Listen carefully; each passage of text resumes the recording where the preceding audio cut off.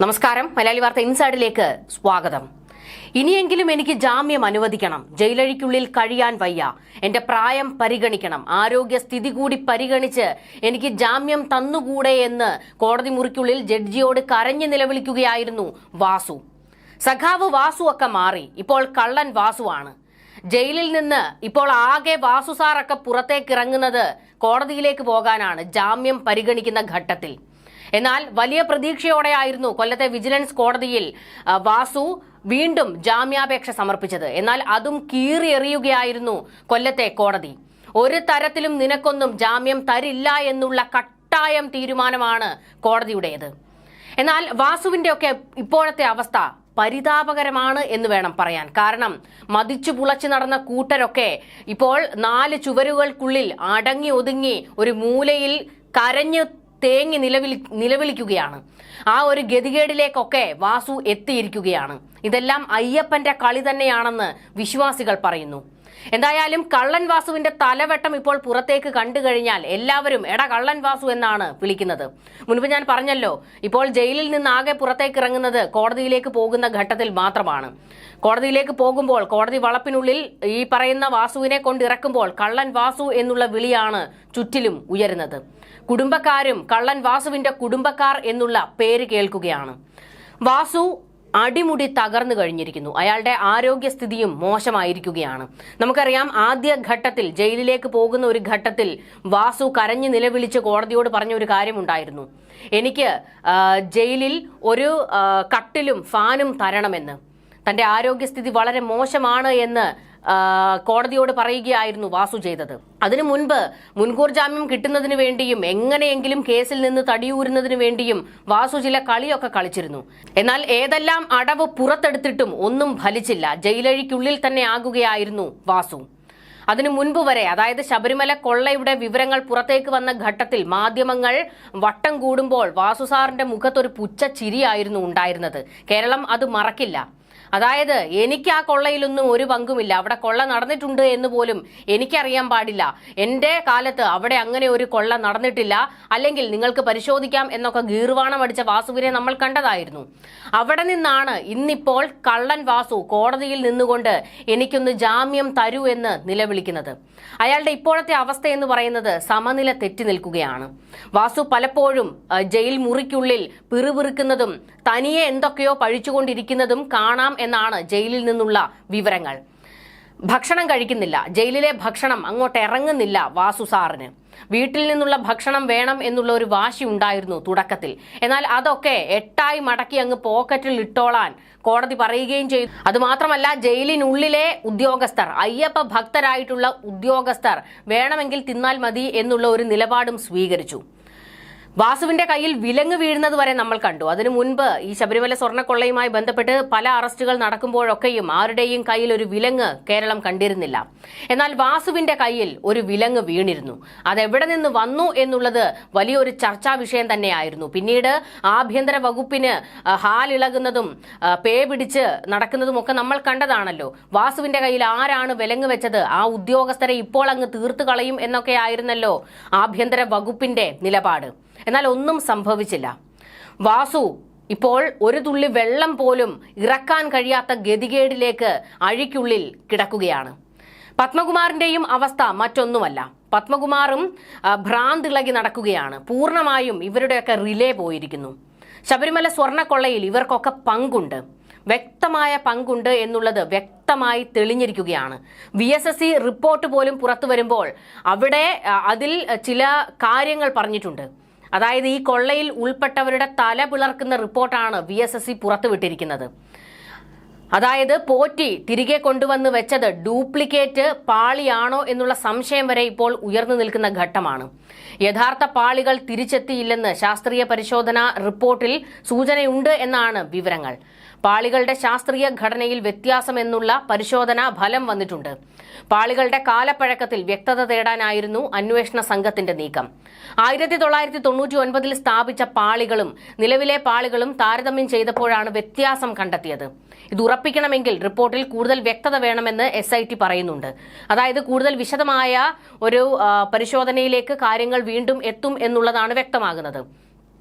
നമ്മളവിടെ സംശയിച്ചിരുന്ന കാര്യവും അതുതന്നെയാണ്. അതായത് ഇവന്മാരെല്ലാം കൂടി ഇതെടുത്തുകൊണ്ട് പോയി വിറ്റിട്ട് അതെല്ലാം കടൽ കടത്തി ആ കാശിന് പുട്ടടിച്ചിട്ട് തിരികെ കൊണ്ടുവച്ചിരിക്കുന്നത് ഡ്യൂപ്ലിക്കേറ്റ് സാധനങ്ങളാണോ എന്നുള്ളത്.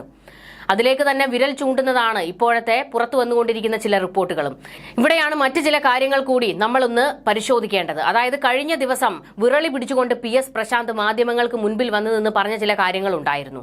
അതായത് എന്റെ കാലത്ത് അവിടെ ഒരു തരത്തിലും കൊള്ള നടന്നിട്ടില്ല, ഈ സ്വർണ്ണപ്പാളികൾ, ദ്വാരപാലക ശില്പങ്ങൾ, ഇതൊക്കെ എന്റെ കാലത്ത് ഉണ്ണികൃഷ്ണൻ പോറ്റിയുടെ കൈകളിലല്ല കൊടുത്തുവിട്ടത്, ചെന്നൈ സ്മാർട്ട് ക്രിയേഷൻസിൽ എത്തിക്കുകയാണ് ചെയ്തത്. പക്ഷേ ഇടനിലക്കാരനായി പോറ്റി ഉണ്ടായിരുന്നില്ല എന്നായിരുന്നു. എന്നാൽ മറ്റൊരു കാര്യം PS പ്രശാന്തിനോട് പറയാനുള്ളത്, ഈ സ്മാർട്ട് ക്രിയേഷൻസും പോറ്റിയും തമ്മിലുള്ള കൈ ഇപ്പോൾ ഏകദേശം വ്യക്തമായി കഴിഞ്ഞിട്ടുണ്ട്. പോറ്റിയുടെ കയ്യിൽ കൊടുത്തു വിട്ടില്ല എന്ന് പറഞ്ഞ് കൈ കഴുകാൻ അതുകൊണ്ട് PS പ്രശാന്ത് ശ്രമിക്കേണ്ട. മറ്റൊരു കാര്യം PS പ്രശാന്ത് പറഞ്ഞിരുന്നു, തന്റെ കാലത്ത് സ്വർണം പൂശാൻ കൊണ്ടുപോയത് തിരികെ കൊണ്ടുവരുമ്പോൾ തൂക്കം കൂടിയിട്ടേ ഉള്ളൂ, അല്ലാതെ ഒരു കുറവും അതിൽ സംഭവിച്ചിട്ടില്ല, മാറ്റു കൂടിയിട്ടേ ഉള്ളൂ എന്നൊക്കെയായിരുന്നു. എന്നാൽ അതും അടപടലം പാളുന്ന കാഴ്ച നമ്മൾ കഴിഞ്ഞ ദിവസം കണ്ടതാണ്. VSSC റിപ്പോർട്ടിൽ പറയുന്നുണ്ട്, അതായത് ഈ സ്വർണത്തിന്റെ തൂക്കത്തിൽ കുറവ് വന്നിട്ടുണ്ട് എന്ന് കൃത്യമായി പറയുന്നുണ്ട്. കാലപ്പഴക്കത്തിലും സംശയങ്ങൾ നിലനിൽക്കുകയാണ്. അതുകൊണ്ട് PS പ്രശാന്തിന്റെ വാദങ്ങളൊക്കെ എട്ടായി മടക്കി പോക്കറ്റിൽ ഇടുന്നത് തന്നെയായിരിക്കും നല്ലത്. മറ്റൊരു കാര്യവും കൂടി ഏറ്റവും പ്രധാനപ്പെട്ടതായിട്ടുണ്ട്. നമ്മൾ ഈ വിവാദത്തിന്റെ തുടക്കത്തിൽ, അതായത് ശബരിമലയിൽ നിന്ന് പലതും പുറത്തേക്ക് പോയിട്ടുണ്ട് എന്നുള്ള വിവാദം കത്തി നിൽക്കുന്ന ഘട്ടത്തിൽ ഉണ്ണികൃഷ്ണൻ പോറ്റി രംഗത്തേക്ക് വന്നു നിന്ന് പറഞ്ഞ ഒരു കാര്യമുണ്ടായിരുന്നു. അതായത് ദ്വാരപാലക ശില്പത്തിന്റെ പീഠം ശരിയാകുന്നില്ല, ദ്വാരപാലക ശില്പം ഉറപ്പിക്കാൻ ഇപ്പോഴത്തെ പീഠത്തിൽ കഴിയുന്നില്ല എന്നുള്ളതായിരുന്നു. ഇതൊക്കെ കൂടി കൂട്ടി വായിക്കുമ്പോൾ ഒരു കാര്യം ഉറപ്പാണ്, മുൻപ് അവിടെ ഉണ്ടായിരുന്ന സ്വർണം അല്ല ഇപ്പോഴുള്ളത് എന്നുള്ളതിൽ ചില സംശയങ്ങൾ അത് ബലപ്പെടുന്നുണ്ട്. അത് ശരിവെക്കുന്നത് കൂടിയാണ് ഉണ്ണികൃഷ്ണൻ പോറ്റി മുൻപ് പറഞ്ഞ ആ ദ്വാരപാലക ശില്പം പീഠത്തിൽ ഉറയ്ക്കുന്നില്ല എന്നുള്ള കാര്യം. അതായത് മുൻപ് അത് ആ ദ്വാരപാലക ശില്പം പീഠത്തിൽ ഉറയ്ക്കുന്നുണ്ടായിരുന്നു. എന്നാൽ പിന്നീട് എങ്ങനെയാണ് ഈ പീഠത്തിൽ അത് ഉറയ്ക്കാതെ വന്നത്? ഇതിനെല്ലാത്തിനും മറുപടി പറയേണ്ടി വരും. ഉണ്ണികൃഷ്ണൻ പോറ്റിയെ അവിടെ സർവാധികാരിയായി വളർത്തിയതിൽ ഈ ദേവസ്വം ബോർഡിലെ എല്ലാവർക്കും കൃത്യമായ പങ്കുമുണ്ട്. ഉണ്ണികൃഷ്ണൻ പോറ്റിയും ഇപ്പോൾ ജാമ്യം കിട്ടുന്നതിന് വേണ്ടി കോടതിയോട് നിലവിളിക്കുകയാണ്. ഉണ്ണികൃഷ്ണൻ പോറ്റിയും കൊല്ലം വിജിലൻസ് കോടതിയിൽ ജാമ്യാപേക്ഷ സമർപ്പിച്ചിട്ടുണ്ട്. ഇതിൽ അടുത്ത ദിവസം കോടതി ഈ ജാമ്യാപേക്ഷ പരിഗണിക്കും.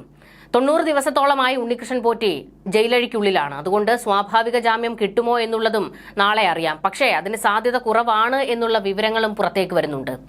പോറ്റിയും സംഘവും സ്ഥാപിച്ചത് യഥാർത്ഥ പാളികളാണോ എന്ന ചോദ്യത്തിനുള്ള ഉത്തരം റിപ്പോർട്ടിൽ ഉണ്ടാകും എന്നുള്ളത് വ്യക്തമാണ്. ശബരിമലയിൽ ഉണ്ണികൃഷ്ണൻ പോറ്റി സ്വാധീനം ഉറപ്പിച്ചത് പടിപടിയായിട്ടാണ്. ഇതിന് തന്ത്രിയുടെ പിൻബലം ഉണ്ടായിരുന്നു എന്നാണ് അന്വേഷണത്തിൽ തെളിഞ്ഞിരിക്കുന്ന കാര്യം. തൊടുന്നതെല്ലാം കാശാക്കി മാറ്റുന്നതായിരുന്നു പോറ്റിയുടെ തന്ത്രം. ബംഗളൂരു ഉണ്ണിത്തിരുമേനി എന്ന ഓമന പേരിൽ അറിയപ്പെട്ടിരുന്ന ശബരിമല സ്വർണ്ണക്കൊള്ളക്കേസിലെ പ്രതി ഉണ്ണികൃഷ്ണൻ പോറ്റിക്ക് പിടിവീണത് സ്വർണ്ണപ്പാളിയിലാണെങ്കിലും ഇയാൾ ശബരിമലയിൽ അതിനു മുൻപ് മുതൽ തന്നെ സജീവ സാന്നിധ്യം അറിയിച്ചിരുന്ന വ്യക്തിയാണ്. സന്നിധാനത്തെ മണികൾ മാറ്റി സ്ഥാപിച്ചത് 2017 ഹൈക്കോടതി നിയോഗിച്ച കമ്മീഷണർ കോടതിക്ക് നൽകിയ റിപ്പോർട്ടിൽ ഇക്കാര്യം പരാമർശിക്കുന്നുണ്ട്. പോറ്റി ആയിരുന്നില്ല പണം മുടക്കിയത് എന്നാണ് അതിൽ വ്യക്തമാകുന്നത്. പക്ഷേ പേരെടുത്തത് പോറ്റിയും. ഇതാണ് പോറ്റിയുടെ സ്ഥിരം ശൈലി. ബംഗളൂരുവിൽ വ്യവസായിയായ ഇളമ്പള്ളി സ്വദേശി അജികുമാർ ആയിരുന്നു പ്രധാന സ്പോൺസർ. ഇളമ്പള്ളി സ്വദേശിയും പിന്നീട് പോറ്റിയുടെ സഹായി എന്ന് അറിയപ്പെടുകയും ചെയ്ത വാസുദേവനും ഇതിനായി പണം മുടക്കിയിരുന്നു. 18ാം പടിയോട് ചേർന്നുള്ള 2 മണികളാണ് മാറ്റാൻ അന്ന് തീരുമാനിച്ചത്. ഓരോ മണിക്കും 2 വീതം വമ്പൻ തൂണുകളുമുണ്ട്. 4 തൂണുകളും 2 മണികളും അജികുമാറും വാസുദേവനും പണം മുടക്കി തയ്യാറാക്കുകയായിരുന്നു. മാന്നാർ സ്വദേശിയായ ശില്പിയാണ് പണി നടത്തിയത്. 14 ലക്ഷത്തോളം രൂപ ചെലവായിരുന്നു. ശബരിമലയ്ക്ക് കൊണ്ടുപോകും മുൻപ് ഈ മണികൾക്ക് ഇളമ്പള്ളി ക്ഷേത്രത്തിൽ സ്വീകരണവും നൽകി. യഥാർത്ഥത്തിൽ 3 മണികളാണ് പണിതത്. 2 മണികൾ സന്നിധാനത്തേക്കും ഒരെണ്ണം മാളികപ്പുറത്തേക്കും എന്നാണ് ഉദ്ദേശിച്ചത്. സന്നിധാനത്ത് 2ഉം പുതിയതിട്ടു. പഴയ മണികളിൽ ഒരെണ്ണം പമ്പയിലും ഒരെണ്ണം മാളികപ്പുറത്തും മാറ്റിയിട്ടു. ഇളമ്പള്ളി സ്പോൺസർമാർ തയ്യാറാക്കിയ 3ാം മണി ഇളമ്പള്ളിക്ക് മടക്കി കൊണ്ടുവന്ന് ഇവിടെ ക്ഷേത്രത്തിൽ സ്ഥാപിച്ചു. സന്നിധാനത്തെ പഴയ മണികളിലൊന്നാണ് ഇളമ്പള്ളിക്ക് കൊണ്ടുവരാൻ ഉദ്ദേശിച്ചതെങ്കിലും ആചാരപരമായി അത് സന്നിധാനത്ത് നിന്ന് കൊണ്ടുപോകാൻ പാടില്ലെന്ന മുന്നറിയിപ്പ് വന്നതോടെയായിരുന്നു നീക്കം ഉപേക്ഷിച്ചത്. ദീർഘകാലം ബംഗളൂരുവിൽ വ്യവസായം നടത്തിവന്ന അജികുമാർ അവിടുത്തെ ക്ഷേത്രത്തിലാണ് പോറ്റിയെ പരിചയപ്പെടുന്നത്. അജിയുടെ സഹായിയായി വാസുദേവൻ ബംഗളൂരുവിലെത്തി വ്യവസായിയായി ഇരുവരും പോറ്റിയുമായി സൗഹൃദത്തിലായി. ആ പരിചയമാണ് ഇരുവരെയും കൊണ്ട് മണി സ്പോൺസർ ചെയ്യിച്ചത് എന്നാണ് വിവരം. അജി പിന്നീട് മരിച്ചു. വാസുദേവൻ ദ്വാരപാലക ശില്പങ്ങളുടെ താങ്ങുപാളികളിൽ വീട്ടിൽ സൂക്ഷിച്ചതോടെയാണ് വാർത്തയിൽ നിറഞ്ഞത്. വാസുവിനോട് ഇത് സൂക്ഷിക്കാൻ പോറ്റിയാണ് നിർദ്ദേശിച്ചത്. വിവാദം കത്തിയപ്പോൾ വാസു ഇവ പോറ്റിക്ക് മടക്കി കൊടുക്കുകയായിരുന്നു. താങ്ങുപാളികൾ ദ്വാരപാലക ശില്പങ്ങൾക്ക് പകരമാകാതെ വന്നതോടെ വാസുവിനെ ഏൽപ്പിച്ച് താങ്കൾ സൂക്ഷിച്ചു വെക്കാൻ പോറ്റി ആവശ്യപ്പെടുകയായിരുന്നു.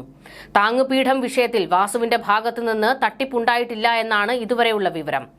എല്ലാ കാര്യവും SITയെ അറിയിച്ചിട്ടുണ്ട് എന്നാണ് അദ്ദേഹം വിശദീകരിച്ചത്. 2016-ൽ ശബരിമല തിടപ്പള്ളി നവീകരിച്ചാണ് പോറ്റിയുടെ സ്പോൺസർഷിപ്പിന്റെ തുടക്കം. 2017-ൽ അന്നദാനത്തിന് 8 ലക്ഷം രൂപ നൽകി. 2019 മാർച്ചിൽ ശ്രീകോവിലിൽ കട്ടിള, വാതിൽ തുടങ്ങിയവയിലേക്ക് കടന്നു. ഇവയ്ക്കൊക്കെ പണം മുടക്കിയത് യഥാർത്ഥത്തിൽ മറ്റാളുകളാണെന്നാണ് വിവരങ്ങൾ. പോറ്റി സ്പോൺസറുടെ വേഷം കെട്ടിയാടിയ ഒരു ഇടനിലക്കാരൻ മാത്രമായിരുന്നു അത്രേ. ശബരിമലയിലെ സ്വർണ്ണക്കൊള്ള സ്ഥിരീകരിച്ച് ശാസ്ത്രീയ പരിശോധനാ ഫലം പുറത്തു വന്നതോടെ പോറ്റിയും സംഘവും കൂടുതൽ വെട്ടിലായിട്ടുണ്ട്. പോറ്റി കൊണ്ടുപോയി തിരിച്ച് എത്തിച്ച കട്ടിളപ്പാളി, ദ്വാരപാലക ശില്പങ്ങൾ എന്നിവയിൽ സ്വർണം കുറവ് വന്നതായിട്ടാണ് വിക്രം സാരാഭായി സ്പേസ് സെന്ററിന്റെ ഫോറൻസിക് പരിശോധനാ ഫലം. എന്നാൽ അതിൽ തന്നെയാണ് ഇത് ഡ്യൂപ്ലിക്കേറ്റ് ആണോ എന്നുള്ള ഒരു സംശയവും കൂടി ഉയരുന്നത്. ശബരിമല സ്വർണ്ണക്കൊള്ളയിൽ ഉൾപ്പെട്ട ആർക്കും തന്നെ ജാമ്യം കൊടുക്കാൻ ഹൈക്കോടതിയും കീഴ്ക്കോടതികളും തയ്യാറാകുന്നില്ല. ഇതോടുകൂടി അടപടലം വീണിരിക്കുകയാണ് പല ഉന്നതന്മാരും. ഇപ്പോൾ അകത്തായിരിക്കുന്ന ഉന്നതന്മാർക്ക് പുറത്തേക്ക് ഇറങ്ങാൻ കഴിയാത്ത സാഹചര്യവുമാണ് മുന്നിലുള്ളത്. എല്ലാവരും അഴിക്കുള്ളിൽ തന്നെ ചത്തൊടുങ്ങുമെന്നാണ് തോന്നുന്നത്. ന്യൂസ് ഡെസ്ക്, മലയാളി വാർത്ത ഇൻസൈഡ്.